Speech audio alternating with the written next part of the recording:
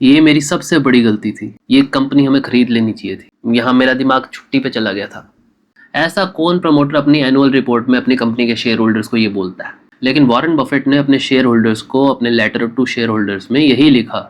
मैं जितना पढ़ता जा रहा हूँ ना इनको, मुझे समझ आता जा रहा है कि लोग इन लेटर टू शेयर होल्डर्स को सिर्फ एनुअल रिपोर्ट ना मान के पूरी इन्वेस्टिंग की किताब क्यों समझते हैं। तो सबसे पहले बफेट ये बात करते हैं कि हर ग्रोइंग बिजनेस एक अच्छा बिजनेस नहीं होता।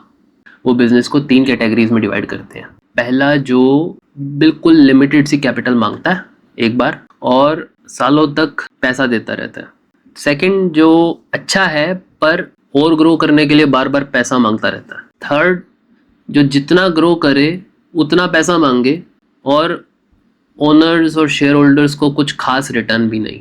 उसका एग्जाम्पल एयरलाइंस। बफेट लिखते हैं कि ये गलती उन्होंने भी करी, मतलब एयरलाइंस के शेयर उन्होंने भी खरीदे और अपनी मिस्टेक एक्सेप्ट करी। फिर है सी कैंडीज की स्टोरी, जो one of the top investments मानी जाती हैं बर्कशायर हैथवे उनकी कंपनी की।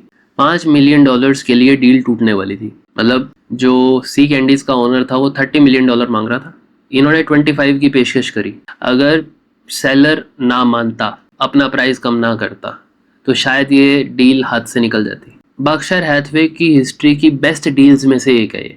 मतलब आप लगा लो $25 मिलियन लगा के बिलियंस ऑफ डॉलर बना के दिए हैं इसी कंपनी ने बर्कशायर हैथवे को। उसके बाद वॉरेन बफेट एक और कंपनी, एक और डील मिस करने की बात करते हैं। एक टीवी स्टेशन खरीदने का चांस था, बिजनेस समझ भी आता था, ओनर पर भी भरोसा था, सब कुछ फेवर में था, फिर भी मना कर दिया। और बाद में लिखा, मेरा दिमाग वेकेशन पे गया हुआ था, छुट्टियों पे गया हुआ था। सोचो कौन लिखेगा अपने एनुअल रिपोर्ट में कि भाई मैंने ये गलती कर दी कि इस कंपनी को नहीं खरीदा, नहीं तो आज कहाँ पे होते।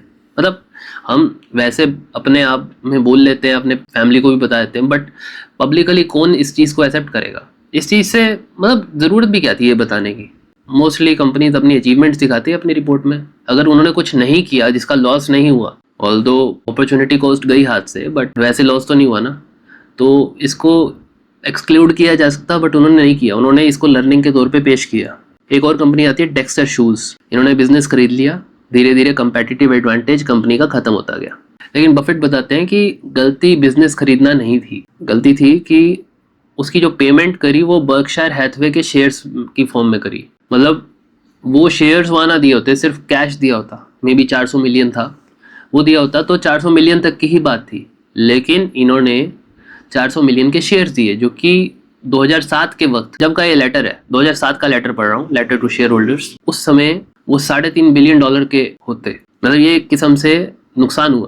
उन्होंने सीधा लिखा कि भाई ये मेरी अब तक की सबसे खराब डील रही है। यही मुझे बात अच्छी लगी कि वो अपनी बेस्ट कंपनीज भी बताते हैं और वर्स्ट कंपनीज भी बताते हैं। उस समय हाउसिंग स्लो डाउन हो रहा था, मतलब पहले तो हाउसिंग के प्राइसेस बढ़ते जा रहे थे, बैड लोन्स थे, सब कुछ था, और धीरे धीरे हाउसिंग स्लो डाउन होने लगा। 2008 में लेमन ब्रदर कलेप्स हुआ था, तो उसी समय की बात है, 2007 की बात है, हाउसिंग स्लो डाउन होने लगा था। उसकी वजह से कौन सी कंपनी इफेक्ट हो सकती हैं या हुई हैं या हो रही हैं, वो भी बता रहे थे अपनी रिपोर्ट में। उनकी खुद की जो बड़ी इन्वेस्टमेंट है, इंश्योरेंस कंपनी है, उसके प्रॉफिट अगले साल कम हो सकता है, ये भी बताया। और ये भी बोला ग्रोथ पहले जैसी नहीं रहेगी। कोई अननेसेसरी ऑप्टिमिज्म नहीं, बड़े ही ग्राउंडेड तरीके से सब कुछ बताना। और एक बात ऐसी है जो हर इन्वेस्टर को मन में रखनी चाहिए, जो बफेट लिखते थे 2007 के लेटर में भी लिखा कि बर्कशायर का पास्ट रिटर्न दोबारा से रिपीट नहीं होगा।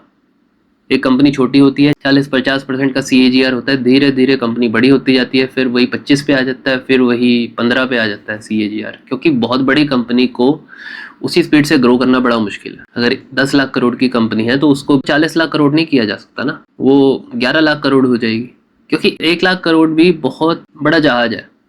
कई कंपनीज तो 1 लाख करोड़ की है। वो खुद बोलते थे भाई कंपनी इतनी बड़ी हो चुकी है कि भाई मैथमेटिकली ही पॉसिबल नहीं है उसको स्पीड से ग्रो करना। कितनी कंपनी के प्रमोटर्स ये बात करते हैं। अब जो भी ब्लू चिप्स हैं, जो भी लार्ज कैप्स हैं, क्या उनकी सबकी रिपोर्ट्स में ये आता है कि भाई हमारी कंपनी उस स्पीड से ग्रो नहीं कर सकती? कोई सीधा लिखता है? नहीं लिखता ना। तो मुझे ये लेटर पढ़ के यही समझ आया कि ट्रस्ट सिर्फ अच्छी बातें बताने से नहीं बनता। ट्रस्ट तब बनता है जब मैनेजमेंट अच्छी और बुरी दोनों बातें इक्वली ऑनेस्टली बताए। शायद यही वजह है कि भाई लास्ट 70 साल के लेटर टू शेयर होल्डर्स को लोग आज भी इन्वेस्टमेंट का ग्रंथ मान के पढ़ते हैं। मैं भी पढ़ने वाला हूँ अब, ये धीरे धीरे नॉलेज बढ़ेगी और उसमें से जो भी प्रैक्टिकल नॉलेज मैं गेन करूंगा बिजनेस की, इन्वेस्टिंग की, investment decision making, capital allocation, ये सब की जो भी नॉलेज मैं गेन करूंगा, जो भी एक्सपीरियंस मुझे होगा, मैं निवेशिला पर शेयर करूंगा। अगर आप भी ये जर्नी फॉलो करना चाहते हो तो निवेशिला को सब्सक्राइब कर लो। अगली वीडियो में मिलते हैं। जय हरि।